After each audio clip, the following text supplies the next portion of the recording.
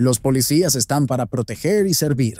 Pero, ¿qué pasa cuando sus acciones conducen al castigo final? He aquí 4 ocasiones en las que policías idiotas fueron condenados a cadena perpetua. And you understand that you face today a possible maximum penalty of 15 years in prison? Yes, Your Honor. And are you ready for sentencing? Yes, Your Honor. Thank you.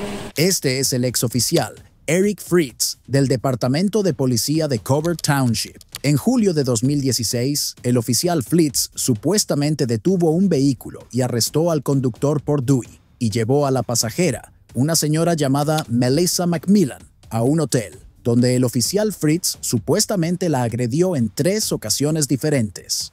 La señora McMillan dijo que el oficial Fritz trató de aprovecharse de la situación cuando ella estaba intoxicada y trató de entablar relaciones íntimas con ella en el hotel, y durante el proceso la agredió. La señora McMillan dijo que ella no sabía que el conductor también estaba intoxicado y que sería detenido una vez que ella salió del bar con él. El juez informa al oficial Fritz de que podría enfrentarse a 15 años de cárcel por sus acciones. Vea cómo transcurre la vista cuando la señora McMillan describe su caso. Sir, you are Eric Fritz? Yes, Your Honor. And you're here today with your attorney, Mr. Grable. Have you had a full and complete opportunity to consult with him? Yes, Your Honor. And you understand that you face today a possible maximum penalty of 15 years in prison? Yes, Your Honor. And are you ready for sentencing? Yes, Your Honor. Thank you.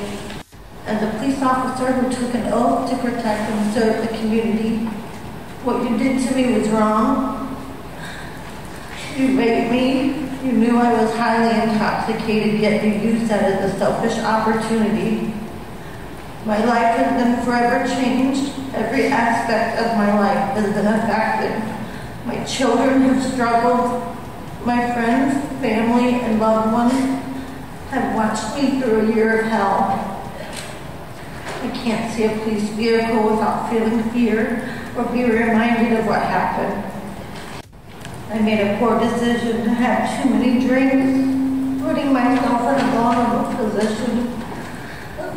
I don't remember leaving the bar that night, but my friends had arranged for another person to drive my car as I was far too intoxicated. I had no idea the driver was also intoxicated and would get pulled over by a police officer. Mr. Fritz, anything you wish to tell me? Yes, Your Honor. First, I'd like to apologize to my friends and family who I've actually let down. I'd also like to apologize for my coworkers who I embarrassed by my decisions. I'd also like to apologize to the people of Covert Township for my actions that night. And I absolutely would like to apologize for Ms. McMillan for my horrific decision of offering her a hotel room. I never should offer her a hotel room in the first place. It never should have happened. I never should have put her in that situation. Thank you, sir. You took a law enforcement oath of honor to protect and to serve and to uphold the highest of ethical standards. Instead, you preyed upon and exploited and damaged a woman who was entirely helpless due to excessive intoxication. Even more disturbing to this court is the fact that you used your badge and the authority and power it grants you as a means to implement your criminality. You betrayed her, you betrayed your fellow officers, you betrayed mightily the public trust all of us had in you. For sentencing, do you still wish to waive your right to a lawyer for sentencing today?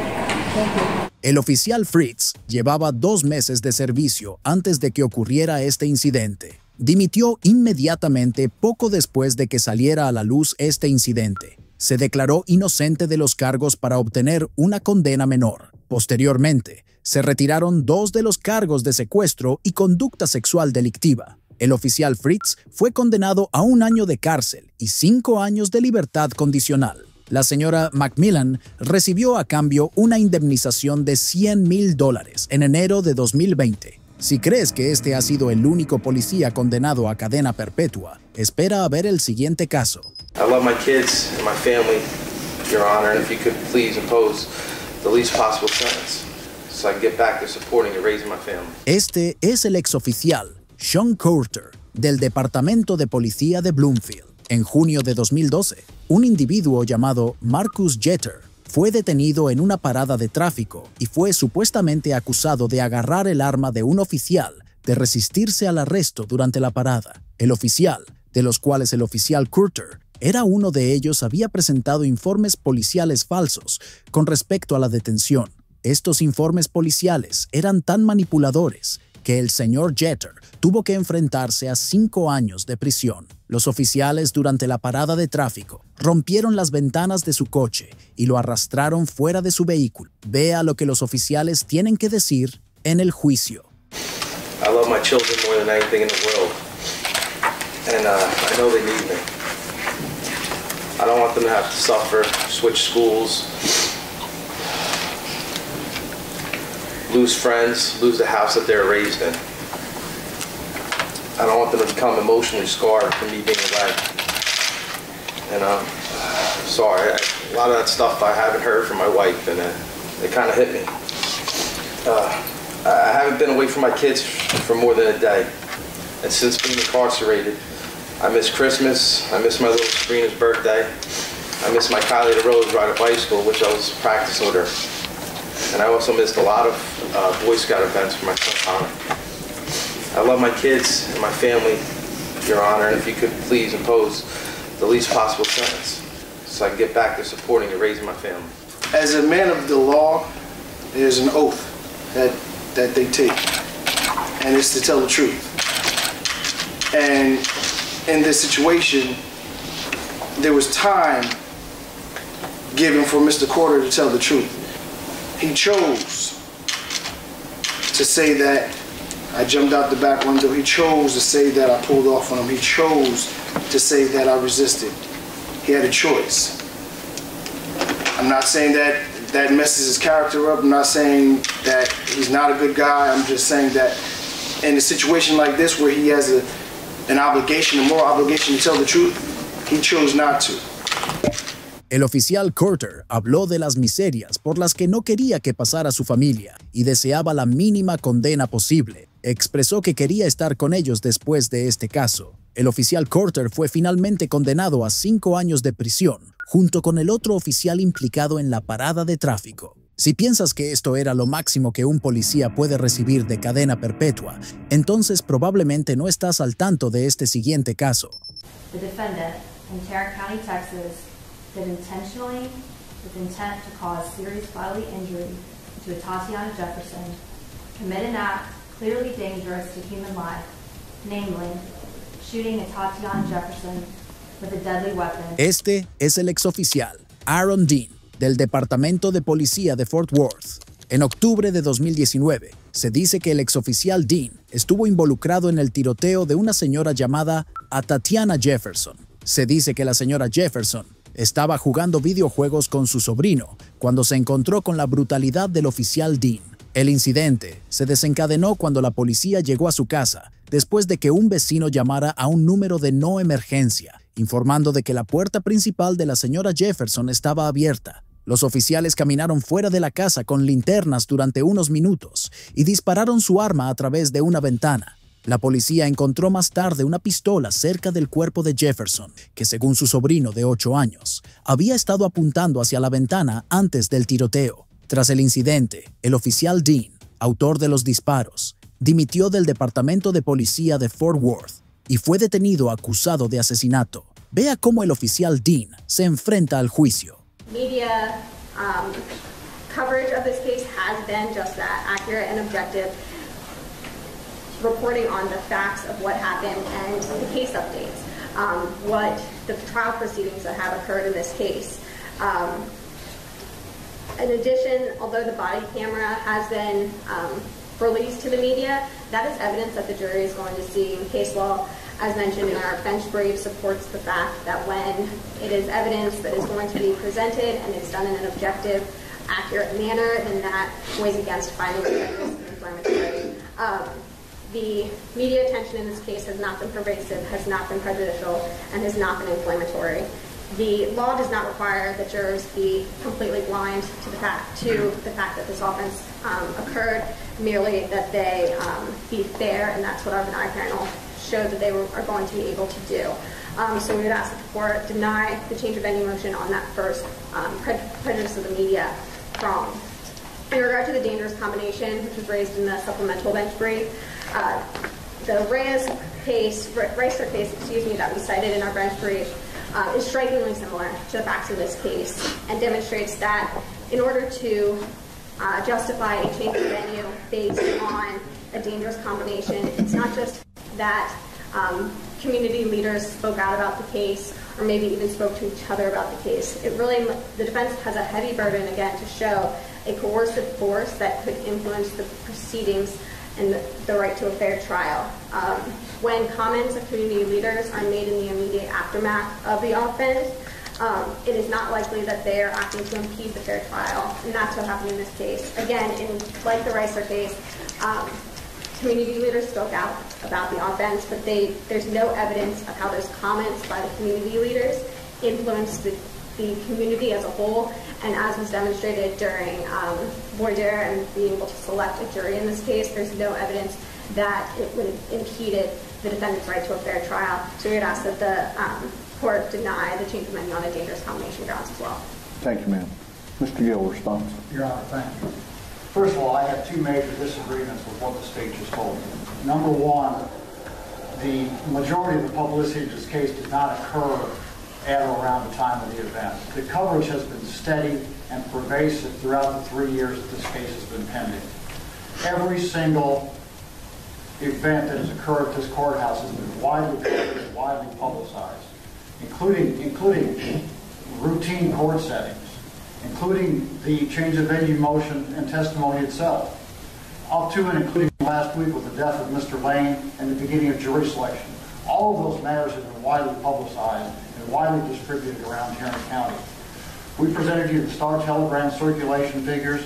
We also presented circulation and viewership figures from KTVP, Channel 11, that shows the number of households that are reached by their news broadcasts. We were stonewalled by the other media outlets in Tarrant County to get that information, but you can also see from the pervasive nature of what the actual Bonaire members in this case saw, that the coverage has been pervasive. And in fact, there's been a previous finding in this case that the coverage was both pervasive and prejudicial. That finding was made by Judge Hagerman last summer, even before the recent news coverage, the recent spate of news coverage. Also, the coverage has not been accurate, and the coverage has not been objective. And that goes to the inflammatory nature of the publicity in this case. It's been inflammatory and it's been prejudicial because most of the news coverage has been inaccurate.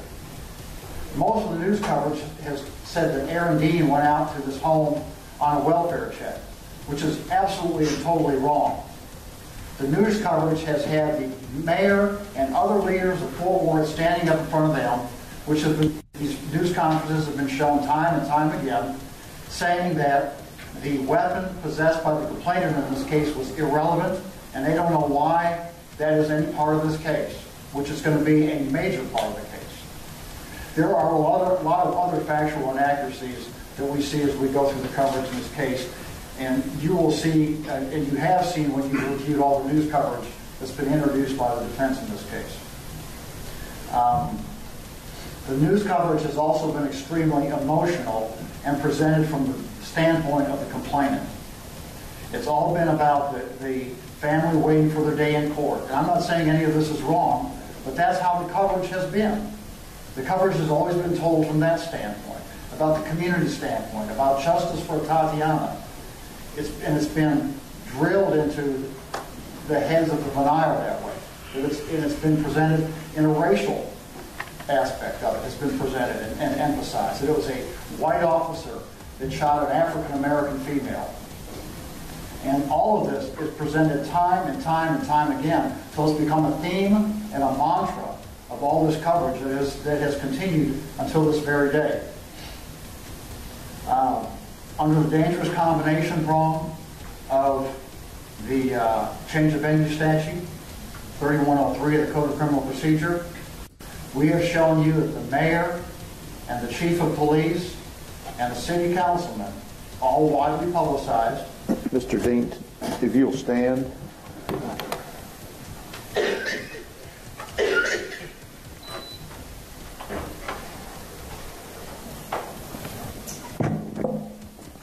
Style of the state of Texas, indictment number 1616871B.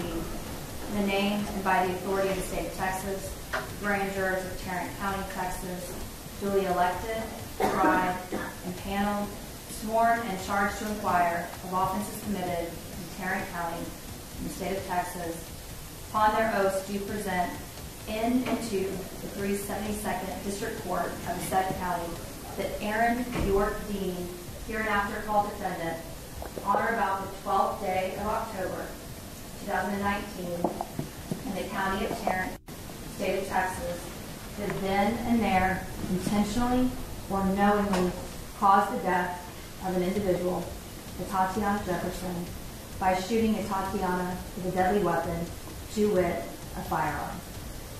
Paragraph 2, and it is further presented in and to said court that on or about the 12th day of October 2019, the defendant in Tarrant County, Texas, did intentionally, with intent to cause serious bodily injury to Tatiana Jefferson, commit an act clearly dangerous to human life, namely, shooting Tatiana Jefferson with a deadly weapon, to wit, a firearm, and thereby cause the death of Tatiana Jefferson. Signed the form of the grand jury. Against the peace and dignity of the state. Mr. Dean, to this charge you may plead guilty or not guilty. What is your plea? Not guilty, Your Honor. Thank you, sir. You may be seated. Does the state wish to make an opening statement? We do, Your Honor. Ms. Dean? Okay. El jurado le condenó a 11 años, 10 meses y 12 días de cárcel. El jurado deliberó la sentencia durante 13 horas antes de dictarla. El oficial Dean fue declarado no culpable de asesinato, pero fue condenado por el cargo menor de homicidio involuntario. Actualmente se encuentra encarcelado en la unidad de Ramsey en Rocheron, Texas. Si crees que este fue el último policía condenado a cadena perpetua, probablemente no hayas oído hablar del siguiente caso. I was going to say, I'll do one better. I would ask the court to disregard any part of the cross-examination dealing with the loyalty and what I represented in Wikipedia. It's incorrect, and I just ask the court to disregard. Este es el detective Mark Moretti. En octubre de 2018, el detective Moretti fue encontrado amenazando UNW Melly, al manager de un rapero llamado Jameson Francois. Durante una investigación, el detective Moretti amenazó al manager, el señor Francois, de que podría enfrentar encarcelamiento y deportación después de un tiroteo que tuvo su participación. El señor Melly supuestamente había matado a 2 de sus amigos en ese tiroteo. Vea cómo transcurre la vista cuando el rapero señor Melly se enfrente al juicio. Obviously, we crossed on the Wikipedia representation. I'm not blaming Mr. Aarons, and I'm sure there was some students who is not a big deal, but I would like to at least put on the record with ChatGPT. I know that the bar articles have come out regarding lawyers using ChatGPT. It's AI generated based on what you want it to say, so it's not reliable information unless a lawyer actually confirms it, researches it, and use it as a crutch to then develop your argument, and not just rely on that, because anyone who's like a PDF can type anything into the internet and it will be generated through AI. Counsel is looking better. I'm sorry. Oh, you're good. Go ahead. I was going to say, I'll do one better. I would ask the court to disregard any part of the cross-examination dealing with the loyalty and what I represented in Wikipedia. It's incorrect, and I just ask the court to disregard it. Thank you. Where are we at now? We're going to go ahead with which motion? Do you want us to do argument first? You want to do argument on the last motion on the inextricably intertwined? Independent source. Inevitable discovery. And then before we begin arguing on it, yesterday we were having a technical difficulties with your YouTube video. We all discussed in the report that we would put it on USB, after it on USB. Perfect. So we just entered that into evidence. And thank you for letting me know that. My pleasure. I was expecting something yesterday, but my secretary got received something, I think, from Ms. Liberty, and I was not knowing whether it was going to get confused or not, but something on a YouTube video.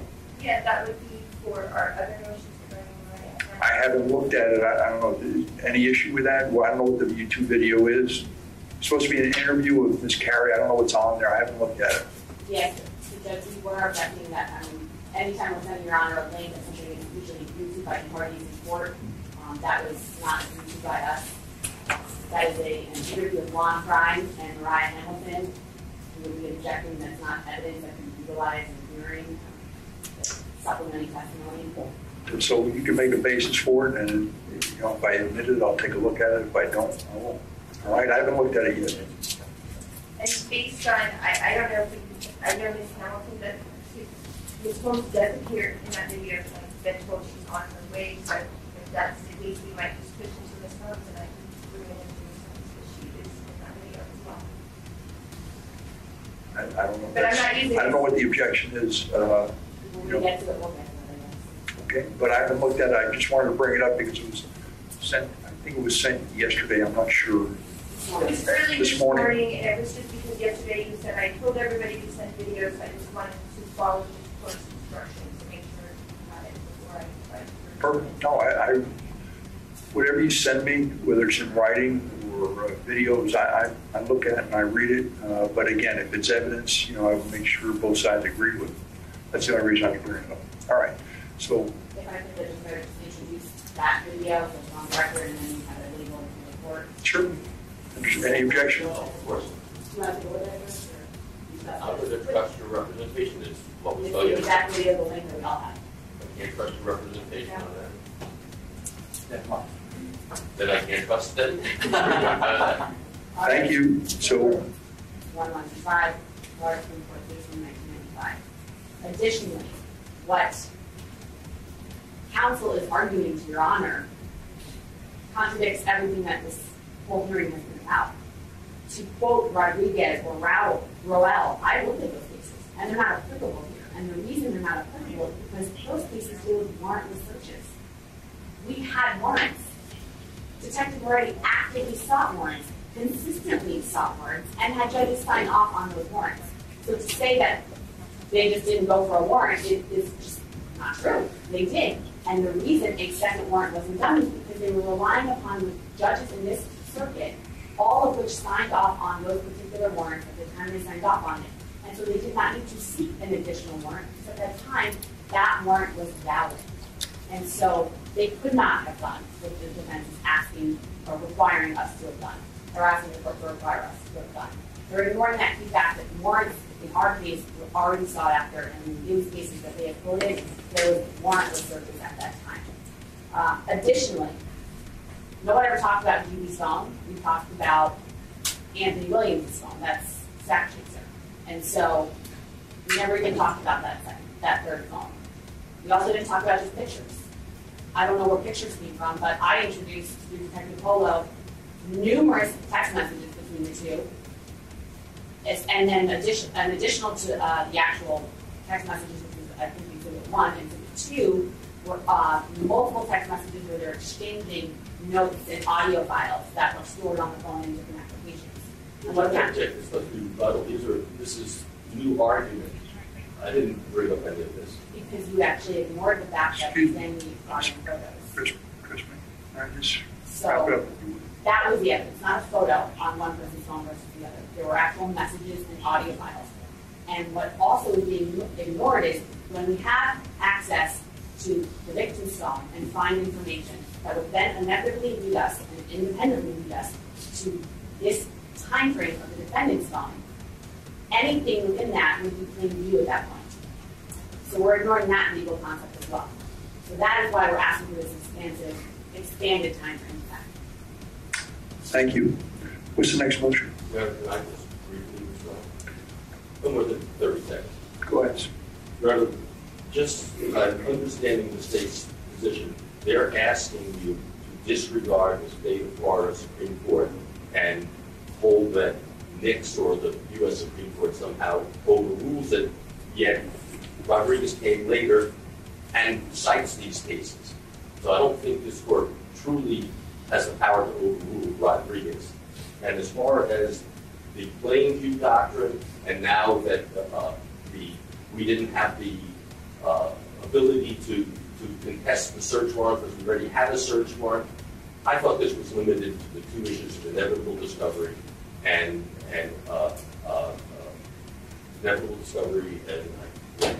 independent source. And those are two different arguments. And we've limited it just to this. Thank you. Thank you. What's the next motion? Independent promotional video.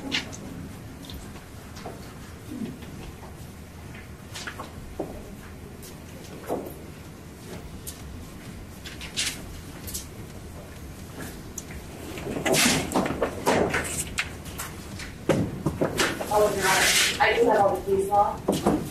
Thank you. I'd like to. May I have copies of the Texas law? May I approach? Please, thank you. And then, oh, Your Honor, I also forgot to add our motion that we just argued. I know I had mentioned it last week when we were setting it, that time is of the essence. So is it possible that we would have the court's ruling by Tuesday? See what I can do. I told you before, I try to, I read everything you give me, and I try to think about it. So sometimes I do a lot of too long. I'll do the best I can. I'll work on it over the weekend. Thank you, Judge. Right. I am not as nice as Buck Luke. I do have a copy of the case, only one, and I apologize for the statement on that, but you have to give me my copy. What's this? It's Roll. It's Rodriguez. Senator Rodriguez to, I believe, yesterday. I gave a copy of it. It was October 6th regarding the unavailability of his phone, which voted this motion in particular, and that's why I'm bringing it up. This was not provided by the state when we asked for the emails for Ms. Bradley regarding Ms. Holmes and Ms. Hamilton.